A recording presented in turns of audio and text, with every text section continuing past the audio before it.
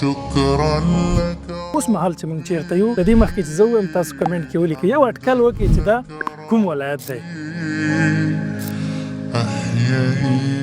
د قمر بنسټ یو باور دا دی چې موږ وکولی سو همیش د افغانستان په ټوله جغرافیه کې د افغانستان په ټولو ولایتونو کې توضیحات، مرستې او کومکونه ولرو. موږ اوس مهال په سمنګان ولایت خلم ولسوالۍ کې یو او دلته ژمني توضیح لرو. تاسو پوهیږئ چې دا خو ولایتونه هم سرتسیره ولایتونه دي، یخ ولایتونه دي، دلته واورې کیږي او خلک مشکلات لري. او دې ترڅنګ تاسو پوهیږئ چې په دې ولایت کې زلزله هم شوې وه او د ګڼ شمېر خلکو کورونه وران شوي وو. دا د ژمنیو توکو توضیح ده.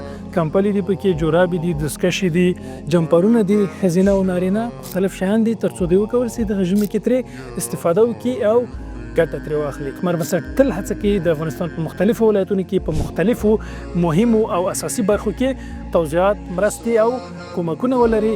روژه را روانه ده او انشاءالله په روژه کې به قمر بنسټ ډېرې ښې برنامې د خپلو ګرانو هیوادوالو لپاره لري. نو تاسو ته لینکونه پر سکرین باندې ښکاري، په ډسکرپشن کې ښکاري، واتساپ شمیره هم ښکاري. انشاءالله موږ سره اړیکه ونیسئ او د خیر په دې لوی کاروان کې زموږ ملګري سئ.